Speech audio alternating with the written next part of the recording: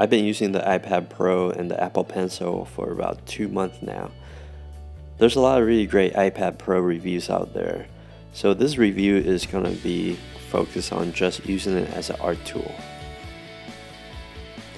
The Apple Pencil is about the size of a regular pencil. It's got a really nice weight to it, very nice balance with a connector in the back for recharging. The nib has a little bit of grip to it. It works great for angles. I'll get to that in a minute. Compared to the Wacom stylus, there's no buttons and no eraser. You charge by just connecting it to the iPad, and it will give you about 12 hours of use. And if you do run out, in about 15 seconds it will give you about half an hour of use. So it's very quick. The accuracy on the Apple Pencil is amazing, and the sensitivity feels great. Probably the best I've ever used on any tablet. The parallax on the iPad Pro with the pencil is really great. It feels like you're just kind of drawing on the screen.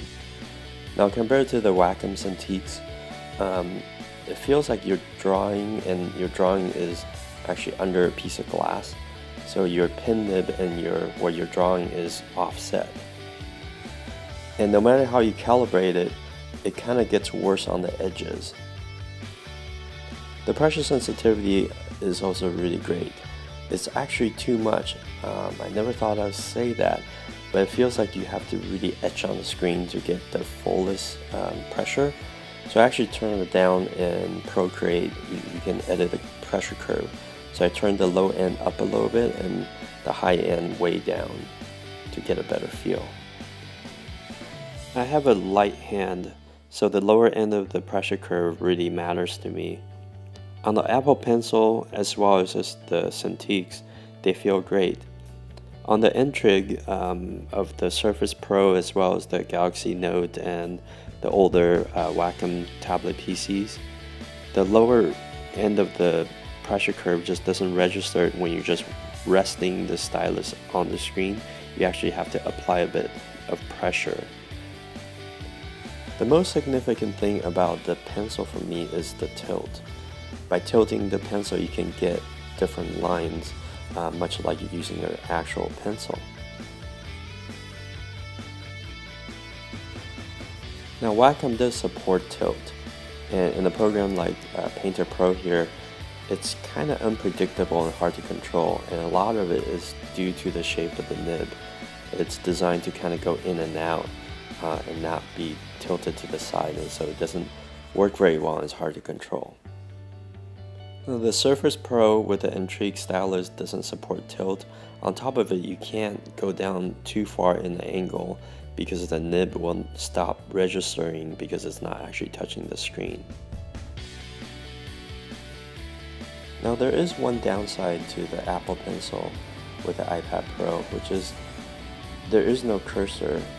The hardware doesn't recognize where the pencil is until you touch the screen. So you can't hover. And when you can't hover, you can't see where you're going to be painting or the size of your brush. Now compared to the Wacom Cintiq, you can see your cursor before you actually put it down onto the screen. So you can see the size of your brush before you actually start painting. And for example, your eraser, you can size it up and down, and you can see what size it will be before you actually use it. And that makes painting a lot easier and faster.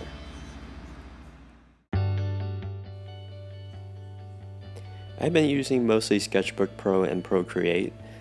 Those are the most natural feeling apps that I found to use with a pencil. And on both of those, the resolution, you can go very, very high with more than enough layers to work with.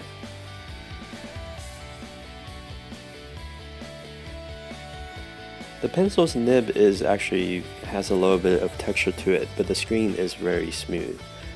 I end up putting a screen protector on it. It also makes the screen matte, so it's good for reflection. And the surface feel of it is pretty amazing. In my previous review, I've talked about how much I love the Cintiq Companion's screen, how it feels, the kind of the texture, the tooth to it. With this screen protector, the pencil feels exactly the same, so I was very happy with that. So the iPad Pro is very thin. Compared to a regular iPad, it's about the same thickness, but obviously much bigger.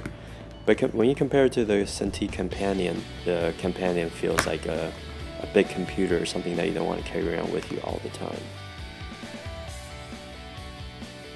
I love drawing with the iPad Pro and the pencil.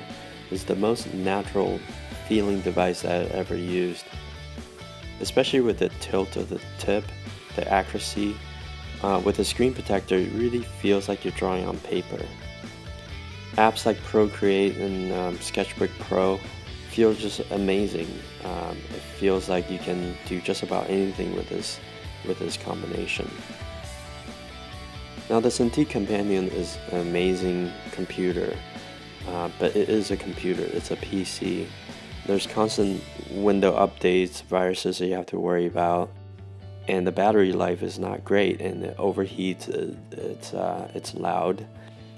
So drawing on the iPad is a much better experience, especially when you just want to create something. You just pick it up and draw. And for that reason, I love it.